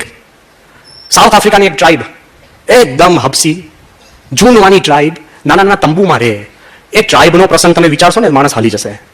એ ટ્રાઇબની અંદર કોઈ પણ છોકરો, કોઈ પણ વ્યક્તિ ગુનો કરે, મારે, ઝઘડે, ચોરી કરે, તો એને એક થાંભલા જોડે બાંધવામાં આવે છે. અને બાંધે પછી એક પ્રોસેસ કરે છે, એનું નામ છે ઉબુન્ટુ. ઉબુન્ટુ પ્રોસેસ એટલે શું? કે એને એક થાંભલા જોડે બાંધે, 2 દિવસ ને 2 રાત એને સુવા ના દે, અને આખા ગામના દરેક જણ વારા લે અને એ વ્યક્તિને એના ગુણગાન કે તું નાનો હતો ત્યારે આટલો હોશિયાર હતો, પેલો ભણતો હતો ત્યારે આટલો હોશિયાર હતો, તારા જેવો શૂરવીર અમે નથી જોયો, તું નથી રમવા આવતો, અમને નથી ગમતું. 2 દિવસ ને 2 રાત એના ગુણગાનને વખાણ કરે, એ એની સજા, અને પછી છોડી દે. Do you want to change somebody? તો પોઝિટિવિટી વાત કરો. પણ આપણે તો બ્રાન્ડ કરે, પહેલેથી જ આવો તો પેટમાં તો ત્યારથી જ તારા બાપ દાદા હતા એટલું બધું. હજુ તો તમારી દીકરી પાણી લઈને આવતી જો તો પાડતી નહીં તો પાડે જ. Why are V so negative? અરે કોક તમને ધંધામાં બનાવી જાય ને તો આખી કોમને આપણે આપી દઈએ કે આ તો આ છે, એનો બાપ આવો તો, એના બાપ દાદા આવો તો, આખું કુટુંબને મૂળભૂત આવો ખરાબ ને લુચ્ચું છે. અરે ભાઈ એક જણે તમને કર્યું છે. Y? Stop branding, B positive. જેટલા તમે અનુકૂળ થશો ને, give vote can I give and give way. તમે જ્યારે અનુકૂળ થશો ને તો દુનિયા બદલાય છે. પ્રમુખ સ્વામી મહારાજ 92 વર્ષની ઉંમર હતી, અત્યારે 94 છે, વ્હીલચેર બાઉન્ડ છે. આખી જિંદગી સ્વામીએ 7 લાખથી વધારે ગામડા, 7 લાખથી વધારે પધરામણી કરી હોય. સ્વામીએ મોર દેન 1 મિલિયન પત્ર લખ્યા હોય, મોર દેન 15,000 17,000 ગામડાઓમાં ફર્યા હોય. આટલું બધું લોકોના ટાઈમ રહેવા કરવા બધા અનુકૂળ થાય. જેટલા અહીંયા બેઠા છે ને, જા સાહેબ, ઝાલાવાડિયા સાહેબ, ગજેરા, ગઢવી સાહેબ, એસઆઈ, આ બધા જ્ઞાનભાઈ, બધાને અનુભવ છે કે તમારા ટાઈમે સ્વામી મળતા, પણ અત્યારે વ્હીલચેર બાઉન્ડ છે. આખી દુનિયા એને અનુકૂળ છે. મેં મારી નજર સમક્ષ એક પ્રસંગ જોયો. આફ્રિકાના બધા ટ્રસ્ટીઓ આવ્યા હતા, 30-40 બાપા જોડે મીટિંગ થઈ. હું પણ અમે મીટિંગમાં હતા. છેલ્લે ટ્રસ્ટીઓ ઈચ્છા દર્શાવી કે બાપા અમારે તમારી જોડે એક ફોટો પાડવો છે. વ્હીલચેરમાં હતા સ્વામી. સ્વામીના સેવકે નાનચંદ સ્વામી કીધું કે બધા છે ને બધા બાપાની પાછળ ગોઠવાઈ જાઓ એટલે ફોટો આવે. સ્વામી કે નાનચંદ 40 જણ ઊભા કરવા એના કરતા આપણી વ્હીલચેર ફેરવી દો ને. જે ગુરુ વ્હીલચેરમાં બેઠા બેઠા એ વ્હીલચેર ફેરવવાની વિચાર કરતા હોય ને એ જ BAPS સંસ્થા ચલાવી શકે. કોન્સ્ટન્ટ, જેના મનમાં થિંક ડિફરન્ટ. આ તો એટલે કહું છું, સાહેબને પણ વાત થાય તો કરજો કે વર્ષો પહેલા મોદી સાહેબે જ મને આ પ્રસંગ કર્યો હતો કે જ્યારે પોતે સામાન્ય RSSના કાર્યકર હતા, 1981ની સાલમાં જ્યારે અમને દીક્ષા અપાતી હતી ત્યારે મોદી સાહેબ પ્રમુખ સ્વામીના દર્શન કરવા આવ્યા. જો થિંક ડિફરન્ટ હું કહું છું, વિચારજો. જો સ્વામીના દર્શન કરવા આવ્યા અને તે વખતે અનુપ જલોટા તે વખતે મોટા ગાયક હતા. સાંજની સભામાં એમનો પ્રોગ્રામ હતો. બાપા ખુરશી પર બેઠા હતા, અનુપ જલોટા ખુરશી ઉપર, અને મોદી સાહેબ પલાઠી વાળી અને 1-2 કાર્યકરો સ્વામીના પગ અગાડી ત્યાં નીચે બેઠા હતા, ઓન ધ રાઈટ. પ્રમુખ સ્વામીનો પગ, તમે પગ ઉપર પગ ચડાવો ને આમ, વાંકો પગ હતો. પ્રમુખ સ્વામી મહારાજ જલોટા સાહેબ જોડે, અનુપ જલોટા જોડે વાત કરતા હતા. ધીરે રહીને મોદીએ સ્વામીની પગની રેખા જોતા હતા, અને પગની રેખા જોતા હશે પ્રમુખ સ્વામી, તો ધીરે રહીને એમને પોતાનો પગ વાળ્યો. ત્યારે પ્રમુખ સ્વામીએ કહ્યું કે બેઉમાં સેવા જ લખી છે, આખી જિંદગી સેવા જ કરવાની છે. Think different. શું તમારી આભા, પ્રભાવ, ઐશ્વર્ય નહીં? Only Aishwarya is what you can give, how you can સર્વ. જો તમે આપી શકતા હો તો માણસ પોતે પોતાની જાતને બદલી શકે છે. અને હકીકતની અંદર જ્યારે તમે બદલી શકો ત્યારે જ મારે જે મુદ્દા બે લેવા છે એ તમને વાત કરું કે પહેલું તમે બીજાને સ્પેસ આપશો ને, આપમેળે આગળ વધશો. આ દ્રષ્ટાંત હું તમને કહું છું એ કોઈ જગ્યાએ વાંચેલું શાસ્ત્રોક્ત નથી, પણ એક ઓબ્ઝર્વડ છે અને એક મારો વિચાર છે. કદાચ તમને ગમે તો ઠીક, પણ think about it. Give way એટલે હું શું કહું છું, બીજાને અનુકૂળ થાવ એટલે શું? તમે કાલુપુર રેલવે સ્ટેશન એનો તમે એરિયલ વ્યૂ લો, કાલુપુર રેલવે સ્ટેશનનો એરિયલ વ્યૂ, બરાબર? એમાં કેવું હોય છે, હજારો માણસો આમ જતા હોય અને હજારો માણસ પ્લેટફોર્મ આમ જતા હોય, બરાબર? ટ્રેન આવે ત્યારે સેંકડો આમ આવે અને સેંકડો ચઢે. આ ખાલી એક ઘડી કલાક માટે નથી, 24 કલાક આવું ચાલે છે. હવે મારે તમને પ્રશ્ન પૂછો, જે હજારોમાં કોઈ એકબીજાને ઓળખે છે? કોઈ એકબીજાનું નામ પૂછવા પણ સમય કાઢે છે? કોઈ એકબીજાને પૂછે છે કે ભાઈ તારે ક્યાં જવું છે? મારે એ કહેવું છે કેમ કોઈ અથડાતું નથી? હજારો, સેંકડો ક્લોકવર્કની જેમ કોઈ પૂછતું નથી, સાંભળતું નથી, કોઈને એકબીજાની પડી નથી, તોય અથડાતા નથી. ખબર છે કેમ? કે આપણે છે ને વી ગીવ વે. તમે કાલુપુર રેલવે સ્ટેશનમાં ચાલતા તમારે જવું છે બીજા પ્લેટફોર્મ પર, પણ સામેથી કુલી આવતું તો આપણે જાતે ખસી જઈએ છીએ. જેવી ટ્રેન આવે તો આપણે 2 ફૂટ આમ જઈએ. તમે દાદરા ચડતા હોય ને કોઈ ધીરો માણસ હોય તો આપણે ખસી જઈએ છીએ. ક્યારે એવું કહે જલ્દી કર કહીએ છે? કુલીને એવું કહે છે તું ખસ. જો માણસ જીવનમાં ખસીને બીજાને માર્ગ આપે ને તો આપોઆપ પોતાના ડેસ્ટિનેશન ઉપર પહોંચે છે. તમે બીજાને ખસેડવામાં પડ્યા ને, સમજી જાઓ, તમે બીજાને ખસેડવામાં પડ્યા તો દુઃખના દરિયા છે. સુખી થવું હોય તો ખસીને માર્ગ કાઢી લો. What you get you accept and move on. So first, what can you give? આ વિચાર રાખજો, not get. Second, if you can't give, at least forgive. કેટલાને મન દુઃખ હશે, પોતાના માતાના, પિતાના, ઘરના, કુટુંબના અધિકારીઓએ કામ કર્યું હોય તો આપણને મનમાં થાય કે પેલા મારી પાછળ આમ કર્યું, પેલા બદલી કરાવી, આ કરી, મારી પાછળ. કોઈને પાછળ પડવાનો સમય નથી, તમે છોડી દો ને. એક માણસ મારી પાસે આવ્યો અને મને કહે કે સ્વામી હું બહુ દુઃખી છું. મેં દુઃખી કેમ છે? એ કે મારા બાપુજી પહેલેથી મારી પાછળ અને મારા ભાઈને બધું આપી દીધું. નાનો હતો ત્યારથી મને જમવામાં ઓછું આપે, કપડાં ઊંચીને આપે, આમ કરે ને તેમ કરે ને ફરવાના લઈ જાય, કેટલી વાર ઘરે લોક કરીને રાખ્યો, એટલું બધું રડ કરીને. મેં કહ્યું પપ્પા ક્યાં છે? કે 25 વર્ષ પહેલા મરી ગયા. મેં કહ્યું હવે તો છોડ. શેની માટે તમારા 25 વર્ષના દુઃખ ભેગા લઈને ફરો છો? ફોરગીવ. અને એમને નથી કહેતો. અને શાસ્ત્રોક્ત અને ઐતિહાસિક દ્રષ્ટાંત આપીને હું તમને કહું છું, 2013ની સાલમાં 14 ડિસેમ્બર બહુ જ મોટા માણસનું એક ફ્યુનરલ થયું, નેલ્સન મંડેલા. અને સાઉથ આફ્રિકામાં નેલ્સન મંડેલાનું ફ્યુનરલ થયું. મારે કેવું છે, કોઈ પણ દેશને આમંત્રણ આપ્યા વગર દુનિયાના 90 નેતાઓ હાજર, બીજા 90 ભૂતપૂર્વ નેતાઓ હાજર, ક્લિન્ટન, બુશ, બધી જ ટીમ. 100 થી વધારે સ્વૈચ્છિક સંસ્થા, વર્લ્ડ બેંક, UN, રાજા મહારાજાઓ, મુસલમાન દેશોના બધા જ વગર આમંત્રણે. એવું નથી દેશોએ ફોન કર્યા તમે આવજો, નો પ્રોટોકોલ. સ્ટેડિયમની અંદર જ્યારે એને ફેરવેલ અપાય છે, હું ત્યાં જઈ આવ્યો છું, I have seen, I have been, એટલે હું તમને કહું છું. સ્ટેડિયમની અંદર જ્યારે એને ફેરવેલ અપાયું નેલ્સન મંડેલાને, એવું શું હતું એનામાં? અને એને શું કર્યું હતું? જે માણસ નાનપણમાં એક ટ્રાઇબલ તરીકે ઉછરેલો, માન થોડું ભણ્યો, યુવાનીમાં ભાગતો ફર્યો છે, હી વોઝ હન્ટેડ. શું ક્રિએટિવ કામ કર્યું છે? પછી એના ઉપર આરોપ મૂકવામાં આવ્યો અને 27 વર્ષ જેલમાં. રોબિન આઇલેન્ડ કોઈ જઈ આવજો, તમને 2 દિવસની ખાલી બદલી થાય ને તમારું આખું જીવન ખખડી જાય છે. આપણું મારી જ બદલી, ભાઈ તમારી જ હોય, હા, તો ખખડી જાય છે. 27 વર્ષના કોઈ વાંક ગુના વગર. અને એને જેલમાં નાખનાર કોણ? જોન વોર્સ્ટર. એ સાઉથ આફ્રિકાનો જે આ વ્હાઇટ રેજીમનો મુખ્ય માણસ જોન વોર્સ્ટર, એ માણસે ખોટા કેસ, કન્સ્પિરસી કેસ ઊભા કરીને મંડેલાને નાખ્યો. દર 3 વર્ષે નવા કેસ. 27 વર્ષ સતત જેલ તો હજુ સમજાય.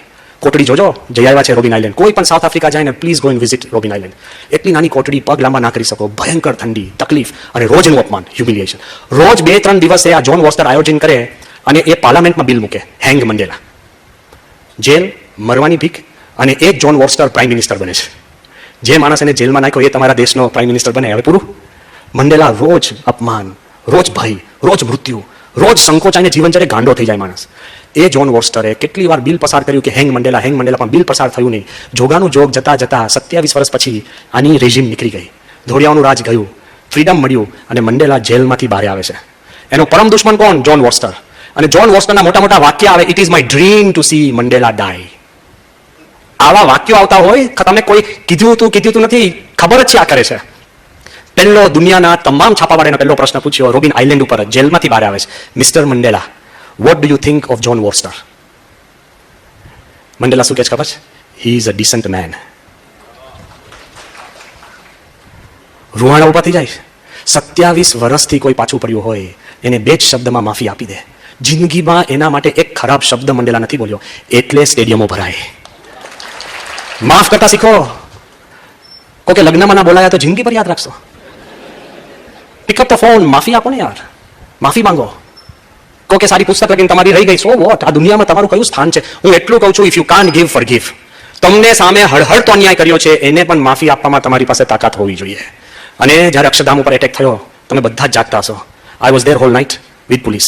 આટલા બોમ્બ્સ, આટલું બ્લડ, જે અક્ષરધામમાં પાનની પિચકારી ન હોય ત્યાં લોહી, નિર્દોષ માણસો મરી ગયા.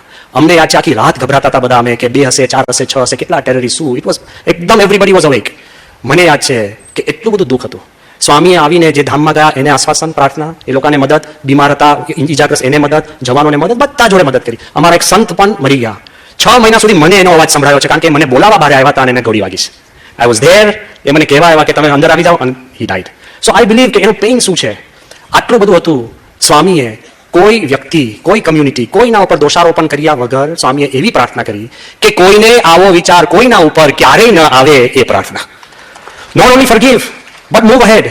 5 દિવસમાં અક્ષરધામ પાછું ખોલ્યું. એ કેમ? શ્રદ્ધાનો સવાલ છે. અને તમે એટલું જ કહું છું કે સ્વામીની સમજણ કેવી. આ તમારો પ્રશ્ન મારો જ પ્રશ્ન છે. સ્વામી આરામ કરવા જતા હતા રાતના 2-3 દિવસ પછી. હું ખૂણામાં માળા ફેરવતો હતો, બાજુમાં વિશ્વવિહારી સ્વામી હતા. તો સ્વામી એકદમ હસતા હસતા મને કે બસ આ જ કરવા જેવું છે. હું માળા કરતો હતો, મને કે બસ આ જ કરવા જેવું. મેં કહ્યું બાપા આપણે શું બગાડ્યું હતું? આપણે કોનું બગાડ્યું છે? કોના માટે કંઈક બોલ્યા છે કે આપણને છેક સાઉદીથી શોધીને આપણા પર એટેક કરવા આવે? મેં કીધું why I ask this question. સ્વામી શું કે ખબર છે? સ્વામી કે આ લોક દુઃખરૂપ છે. હવે સાંભળજો. સ્વામી કે કૃષ્ણ ભગવાનને વગર વાંકે દુખાવ્યા, રામ ભગવાનને વગર વાંકે દુખાવ્યા, દેવકીને વાસુદેવ કૃષ્ણના માતા પિતા હતા પણ જીવ્યા ત્યારથી આંસુ સુકાયા. સ્વામી કે શ્રીજી મહારાજ ભગવાન સ્વામિનારાયણને પણ વગર વાંકે દુખાવ્યા છે. એ દરમિયાન સ્વામી ખાટલા પર બેઠા હતા. સ્વામીના સેવક કૃષ્ણ વલ્લભ સ્વામીએ સ્વામીને કીધું જરા ખસો. સ્વામી કે મેં એનું બગાડ્યું છે? તોય સ્વામી કે આપણે ખસવું. મારે તમને એટલું કહેવું છે, સ્વામીએ મને સમજાવ્યું પછી બોલ્યા. સ્વામી કે જીવનમાં જ્યારે સુખરૂપ પ્રસંગ થાય છે ત્યારે આપણે આનંદથી સ્વીકારીએ છીએ, એમ દુઃખ પણ સ્વીકારતા થઈશું ત્યારે દુઃખ દુઃખ નથી અને સુખ સુખ નથી. તો જ આ એટેક પછી દિલ્હીમાં બીજું અક્ષરધામ બને. અને તમને આનંદની વાત એ કરું છું કે હવે અમેરિકામાં પણ 170 એકરમાં નવું અક્ષરધામ આકાર લઈ રહ્યું છે. માણસ મૂંઝાઈ જાય જો પોઝિટિવ ન હોય તો, પણ જો વ્યક્તિ પોઝિટિવ હોય અને he has the power to forgive તો આગળ વધે છે. અને last, first give, second forgive, અને લાસ્ટ બિલીવ. તમે તમારામાં નહીં માનો તો કોણ બાજુવાળો માનવાનો છે? તમે તમારા દીકરા દીકરી કે કુટુંબમાં નહીં માનો તો કોણ પાડોશી માનવાનો છે? Believe in your self. ગમે તેટલી નબળી વસ્તુ હોય, believe in your family, believe in God.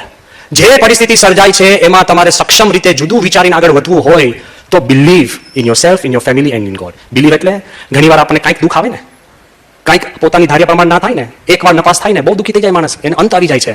સંતો હોય ને એને અપમાન થાય ને, જો એ કહું છું એમને એમ લાગે હવે ભાઈ માન અપમાન છોડીને નીકળ્યા છે. એ તો શણગાર છે. પોતે પોતાની સ્થિતિમાં, પોતાના વિચારમાં, પોતાના કુટુંબમાં, પોતાના ઈષ્ટદેવ જેમાં તમે માનતો એમાં શ્રદ્ધા રાખજો. હું આ દ્રષ્ટાંત આપું છું, કોઈ સંતનું નથી, પણ ઇટ્સ વેરી સ્ટ્રોંગ દ્રષ્ટાંત. કદાચ તમે નામ સાંભળ્યું હશે, આર્થર એશ, બહુ મોટો ટેનિસ પ્લેયર, પ્રથમ બ્લેક ટેનિસ પ્લેયર, કાર્યો ટેનિસ પ્લેયર, કે જે વિમ્બલ્ડન જીત્યો 1975માં. જ્યારે વિમ્બલ્ડન જીત્યા ને ત્યારે હું નાનો બાળક હતો અને મેં ટીવીમાં આખું દ્રશ્ય જોયું છે, એટલે હું તમને કહું છું. કોઈ માની શકતું નતું કે કોઈ પણ રંગ મીન્સ કાળો માણસ વિમ્બલ્ડન જીતી શકે, ગ્રાસ કોર્ટ, સ્પીડ, બધું જ. આ પોતે વિમ્બલ્ડન જીત્યો, બહુ ફેમસ થયો, ચારે બાજુ એની નામના નામ, તેને માણસ સ્વભાવે સારો. 1982ની સાલમાં એને એઇડ્સ નીકળ્યો. એઇડ્સ એનો વાંક નતો. હોસ્પિટલમાં બ્લડ ટ્રાન્સફ્યુઝન કર્યું, એમાં એઇડ્સ લાગી ગયો અને બહુ જ બધા દુઃખી થઈ ગયા. એક એના ચાહકે એને પત્ર લખ્યો, Arthur, you are the greatest person I know. Why did God choose you for this miserable disease? તું મોટામાં મોટો અને સારામાં સારો માણસ છે, ભગવાને તને કેમ પસંદ કર્યો આ રોગ માટે? મને દુઃખ છે. બીજા લોકો આશ્વાસન આપે છે. એ શું લખે છે? શબ્દ સર સાંભળજો. એને કાગળ લખ્યો છે, બધા માટે આ કામ લાગે એવું છે. આ વિચાર શું લખે છે કે 50 million children start playing tennis. આ દુનિયામાં 50 મિલિયન ટેનિસ શરૂ કરે છે. 5 મિલિયન લર્ન, 5 મિલિયન શીખે છે tennis. 500,000 learn how to play it professionally. આપણે પોઈન્ટ રમીએ, અડધી ગેમ છોડી દે એવું નહીં, પ્રોફેશનલ રમે. એમાંથી 50,000 come to circuit, 50,000 tennis player કોઈ પ્રોફેશનલ ગેમ રમે. એમાંથી 50 રીચ વિમ્બલ્ડન, 50 જ વિમ્બલ્ડન સુધી પહોંચે છે. એમાંથી 2 સેમીફાઇનલ અને ફાઇનલમાં. અને એમાંથી જ્યારે when I was holding the cup of Wimbledon, I did not ask God why me. Why should I ask God now why me? જ્યારે તમે સફળ થયા છો, મોટા થયા છો, આગળ વધ્યા છો, સુખી થયા છો, ત્યારે ભગવાનને પૂછ્યું કે મને કેમ? તો દુઃખમાં કેમ પૂછો છો મને કેમ? સ્વીકારો. જો સ્વીકારીને ચાલશો તો હકીકતની અંદર માણસ સુખી થાય છે. ઘણા બધા પોતાના મનના મેદની અંદર એમ માને છે કે હું મારું જીવન પસંદ કરું છું. I choose, it's my choice.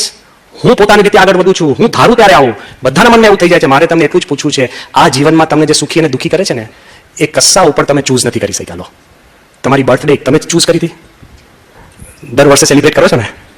તમારી ડેથ ડેટ, મરણ તિથિ તમે ચૂઝ કરશો? હિસાબ ના કરતા. તમારા જીવનની બે મુખ્ય દિવસો, જન્મ તારીખ ને મરણ તારીખ, તમે ચૂઝ કરો છો? ના. તમારું નામ લો, મોટે મોટેથી લખો, માણસ નવો પડે નામ જ સહી કરતો હોય. જોજો, તમારું નામ જે તમે એમાં ગૌરવ લો છો, તમે ચૂઝ કર્યો તો તમારા ફઈના મૂડ ઉપર છે. તમારી જે અંગત વસ્તુ તમે શું ચૂઝ કરી? નામ નહીં. ચાલો, તમારા મા બાપ તમે ચૂઝ કર્યા છે? અને મા બાપ ભલે તમને કે અમે તને બેટા લાવ્યા, પણ તમને ચોઈસ કરીને લાવ્યા છે કે મારે આવો જ જોઈએ છે? Parents didn't choose you, you didn't choose your parents. તમારું નામ, બર્થડે, જે તમારી નજીકના વાત છે, તમારા ભાઈ બહેન તમે ચૂઝ કરો છો? તમે પહેલા જન્મી ગયા, મને પૂછ્યા વગર ચોઈસલેસ. તમારા ભાઈ બહેન તમારા ચોઈસના નથી. હજુ સાંભળજો, તમારું ફેસ, રોજ ઉઠીને આપણે મિરરમાં જોઈએ છે, તમને સુખ દુઃખ પમાડે, તમે ચૂઝ કરો છો? નાક જાડુ થાય તો રોકી શકો છો? વાળ ખરી જાય તો રોકી શકો છો? તમારી કલર ઓફ સ્કિન, બહુધા ભારતીય પોતાના ચામડીના રંગથી સેટિસ્ફાઈડ નથી લે, પણ ચોઈસ તમારો છે. ચામડીનો રંગ નહીં. ચાલો, ડોક્ટર હોય ને, જેમ કે અમે રોગ દૂર કરીએ છીએ, એને રોગ થાય, એ ચૂઝ કરે છે કે હું ડોક્ટર છું, મને હૃદયનો ન થવો જોઈએ. Doctors can't choose disease. અરે ભાઈ, તમે એમ કહેશો કે સ્વામી હું મારી વાઈફ ચૂઝ કરીને લાવ્યો છું, પણ એના સંબંધીઓ તો પેકેજ ડીલ છે. જે સુખ દુઃખ છે, કારણ કે એના સંબંધીઓ ઓવરનાઇટ તમારા સંબંધીઓ થઈ ગયા. તમને એમ કહું છું, આ દુનિયાના તમારા જે સુખ દુઃખ બધા છે, તમે કોઈ ચૂઝ કરી નથી શકતા. સ્વીકારી લો છો તો તમારા જીવનમાં બનતી ઘટનાઓ પણ સ્વીકારી લો. જો તમે સ્વીકારતા શીખશો તો ભગવાનની દયાથી આપણે આગળ નીકળી જઈશું. છેલ્લે વાત અંતમાં એટલી જ કરવાની કે if you choose two accept, ભગવાનની ઈચ્છા માનીને ભગવાનમાં શ્રદ્ધા રાખીને તમે કરશો તો કોઈ પણ વિચાર તમને પાછો પાડી નહીં શકે. 2-3 વાત છે. આજે જ સભા પતે ને, મારી એક વિનંતી છે, તમારે કોકની માફી માંગવાની હોય ને, હું બધા સામે જોઉં છું, પ્લીઝ પિકઅપ અ ફોન. જા સાહેબ, વડીલ છો, મારે કહેવાય નહીં, કોક તો હોય, મારે હોય, pickup the phone and say મને માફ કરજો. You see the change. હું ખાલી 2 જ નિયમ આપું છું કે રોજ રાતે સૂતા પહેલા, એસાઈ ઘણા જૂના પ્રસંગ હશે ને તમને લાગે કે મારે આમ જો તો બોલવું જ નથી, પેલો આવો છે, પિકઅપ ધ ફોન. મેં જોયું છે ઘણા લોકો 20-20 વર્ષ પછીના પિતા જોડે ફરી વાત કરે છે. It brings a change. શું લઈને આવ્યા છે ને શું જવાનું છે? નેલ્સન મંડેલા 27 વર્ષનું ભૂલી જતો હોય, તો તમને એવું શું દુઃખ છે? Pick up the phone. રોજ રાતે સૂતા પહેલા 1 મિનિટ કાઢજો, 1 ફોન કોલ. કે આજે બસમાં આપણે ભેગા હતા અને તમે ઊભા થવા ગયા, પણ હું તમને જગ્યા ના આપી, તો મને માફ કરજો. ફિનિશ. નબળા નથી બનતા, મજબૂત બનશો. અને રોજ સવારે એક simple phone call to thank somebody, જેને તમારા જીવનમાં થોડી ડિફરન્સ હોય, જેને તમારી વ્હીલચેર પણ ફેરવી હોય ને, તમને યાદ, ઘણી બધી યાદ, એમાંથી એક જ જણ, હું રોજ 50 નથી કહેતો, એની 1 પર્સન યુ થિંક થેન્ક હિમ. જીવન તમારું રોજ થેન્ક યુથી શરૂ થાય અને રાતના ફગીવ મીથી સુવા જાય તો ભગવાન તમારા જીવનમાં હાજર રહેશે ને રહેશે. Change your attitude. આવું સ્પિરિચ્યુઅલ આઉટલુક આપણને પ્રાપ્ત થાય, યુ કેન ચેન્જ. જો વિચારથી દુનિયા બદલાય છે, જો વિચારથી સુખ દુઃખ બદલાય છે, જો વિચારથી પ્રકૃતિ બદલાય છે, જો વિચારથી તમારો દિવસ બદલાતો હોય તો યુ કેન ચેન્જ ઇટ. અને જો સાચો વિચાર હોય ને, તો આ કલ્ચરલ ફોરમમાં છેલ્લું દ્રષ્ટાંત મૂકીને હું જાઉં છું, જો સાચો વિચાર હોય તો રાજા પણ રંક બને છે ને રંક પણ રાજા બને છે. આ બહુ જ બુદ્ધિશાળી એક દ્રષ્ટાંત છે કે જ્યારે સિકંદર ઓલમોસ્ટ એ 3rd સેન્ચુરી BC-ની અંદર લડતો લડતો ભારત તરફ આવ્યો, અને સિકંદરની તો બધાને વાત ખબર છે કે 19 વર્ષે એ પોતે રાજા બન્યો, 21 વર્ષે મેસેડોનિયાનો રાજા બન્યો, 23 વર્ષે પર્શિયા એના કાબુમાંથી. આપણા પરા નહીં કે પાલડી કે પછી કે હવે ઇલેક્શન સેટેલાઇટથી જીત્યો વસ્ત્રાપુર કે સરખેજ, એવા પરાની વાત નથી કરતો. પર્શિયા 23 વર્ષે, 25 વર્ષે ઇજિપ્ત, એલેક્ઝાન્ડ્રિયા એના પગ નીચે. શું માણસ હતો, સામાન્ય નહોતો. 28 વર્ષ સુધીમાં એ તો છેક પોરસ સુધી પહોંચી ગયો. 2 વર્ષ ઇન્ડિયામાં યુદ્ધ અને લડાઈને તક્ષશિલા વિસ્તારમાં રહ્યો. તે વખતે કોક એના સૈન્યએ કીધું કે અહીંયા આગળ લગભગ 5-10 નાગા બાવાઓ છે, ભારતના નાગા બાવાઓ અને સિકંદર સમ્રાટ. આ વાત તમને ઘણી જગ્યાએ જુદી જુદી રીતે આલખાઈ હશે, પણ હું ઓરિજિનલ લેટિન, ઓરિજિનલ ગ્રીક, એના જૂના મેન્યુસ્ક્રિપ્ટ્સમાંથી જેને ભેગા કરીને એક અભ્યાસ કર્યો છે એની વાત હું કહું છું. એબ્સોલ્યુટ ઓથેન્ટિક છે આ. એમાં સિકંદરને ખબર પડે છે કે ત્યાં 10 નાગા બાવાઓ બધા છે, જે જીતેલો આવેલો માણસ, એ સિકંદર નાગા બાવાઓને ભેગા કરે છે અને કહે છે તમારો ગુરુ લાવો. તો ગુરુ આવે છે, એને કહે છે કે હું પ્રશ્ન પૂછીશ તને, નેક રીડલ, સિકંદરના ફેમસ નેક રીડલ. જો તમને સાચો પડે જવાબ તો બચો, ન પડે તો માથું જાય. સિકંદરની આ રીત જ હતી. તો એને પ્રશ્ન પૂછે છે, પહેલો હવે સાંભળજો, હું ઇંગ્લિશમાં એટલે કહું છું, પૂછ્યું હશે એની ભાષામાં, ટ્રાન્સલેટ થઈને ઇંગ્લિશમાં આવ્યું છે મારી પાસે. સિકંદર એને પ્રશ્ન પૂછે છે, which is more numerous, the living or dead? આ દુનિયામાં સંખ્યા કોની વધારે છે, મરેલાની કે જીવતાની? પૂછતો નથી, તમે વિચારજો. બહુધા આપણે શું કહીએ, કેટલા ગયા છે, મરેલા કેટલા છે? અબજો મરી ગયા છે. જીવતા? તો આ સાધુ શું કે છે, લિવિંગ, જીવતા. કેમ? For the dead no longer exist, they cannot be counted. મરેલા જીવતા નથી એટલે એને ગણાય નહીં, એટલે જીવતાની સંખ્યા વધારે છે. વિચારજો. જો બીજો પ્રશ્ન, which is larger, the C or the land? વધારે શું છે, સમુદ્ર કે જમીન? શું છે વધારે? સાધુ શું કે છે ખબર છે? લેન્ડ. કારણ કે સમુદ્રની નીચે પણ લેન્ડ છે, એટલે સમુદ્ર ટકે છે. સિકંદરને છે ને આંચકો લાગે છે કે હા નાગા બાવા છે, આટલું બધું ભૂગોળનું જ્ઞાન, બધું જ ક્લિયર કટ. ત્રીજો પ્રશ્ન પૂછે છે, which is stronger, life or death? વધારે મજબૂત શું છે, જીવન કે મરણ? ત્યારે સાધુ શું કહે છે ખબર છે? લાઈફ, જીવન. કારણ કે it can bear so much pain. ઘણા દુઃખમાં પણ માણસ જીવે છે એટલે જીવન મજબૂત કહેવાય. મૃત્યુ પછી દુઃખ ભોગવી જ નથી શકતું. લે, તમારી સ્ટ્રેન્થ એ છે કે તમે કેટલું દુઃખ ભોગવી શકો છો, એ તમારી નબળાઈ નથી, ઇટ ઇઝ યોર સ્ટ્રેન્થ. પછી એને પૂછે છે કે which is the most cunning animal? વધારેમાં વધારે લુચ્ચું પ્રાણી કયું છે? તો સાધુ શું કહે છે ખબર છે? કે the one I see before me. કે હું એની સામે જોઈ રહ્યો છું. એટલે સિકંદરને લાગે છે કે હું સમ્રાટ, આ ભિખારી, આટલું સ્પષ્ટ, નિર્ભયતા અને ક્લીનલી, કોઈ અપમાન નહીં, નિર્ભયતા. પછી એને તરત પૂછે છે, then how can a man be most loved? માણસ છે ને સમ્રાટ થયા પછી પણ ચાહના તો એને જોઈતી જ હોય છે. તમે રાજા મહારાજા થાવ પણ કોઈ ચાહે નહીં, શું કામનો? લવ. એ કે how can a man be most loved? તો આ શું કહે છે ખબર છે? By being the most powerful and the least fearful. વધુમાં વધુ શક્તિશાળી બન, પણ બીજાને ઓછામાં ઓછા ભય પેદા કર. જેમ મોટો થાય ને એમ ભય પેદા કરે. એ કે નહીં. પછી એને કહે છે સિકંદર, વિચ કેમ ફર્સ્ટ, ડે ઓર નાઇટ? દુનિયામાં પહેલું શું આવ્યું, દિવસ આવી કે રાત? તો જવાબ શું આપે છે ખબર છે? Night bye half a day. તો સિકંદર કહે છે કે આ કઈ જવાબ હોય? તો પેલો કે આ કોઈ પ્રશ્ન હોય? જો તર્ક, ભૂગોળ, આધ્યાત્મ, ઇતિહાસ, એક એક પ્રશ્ન ફરતા ફરતા આવે છે. અને પછી સિકંદરની અંતરની ઈચ્છા કે છે, how can a man become God? જૂના બધા જ ગ્રીક રાજાઓને ભગવાન થવાની ઈચ્છા હતી. How can a man become God? આ જવાબ સાંભળજો. By doing that which no man can do. કેવી તું એક ક્રિયા કર કે કોઈ મનુષ્ય કરી ન શકે. તે કે છે કઈ? એ કે બીકમ ગોડ. શક્ય જ નથી. મારે એ કહેવું છે કે ભગવાન જે ભૂમિકા સુધી આપણે પહોંચી શકવાના નથી, એના આધારે એનું માન્ય રાખી believe. First give your time to your family and people, give space. Second forgive. દુનિયામાં જેને જે કર્યું હોય, મંડેલા જેટલું તો નથી વીત્યું ને, તો ઊભા થઈને ફોરગીવ કરો. એમાં ક્યાં એ દુઃખી છે? તમે સુખી થશો. Third believe. અને જો ભગવાનમાં શ્રદ્ધા હશે ને તો દુનિયા બદલાશે અને તમને મદદરૂપ થશે. એક સામાન્ય ખેડૂત રિસેશનની અંદર ખૂબ ગરીબ થઈ ગયો, ભગવાનમાં શ્રદ્ધાળુ, એને એક પત્ર લખ્યો ભગવાનને કે ભગવાન હું આખી જિંદગી તમારી ભક્તિ કરું છું. અમેરિકન. તે કે તમે મને $500 મોકલો. પોસ્ટમાં પત્ર ગયો, એડ્રેસ હતું ગોડ હેવન. હવે કોઈ પોસ્ટ ઓફિસર લેવા આપવા જાય તો પાછો ના આવે ને, જાય કોણ?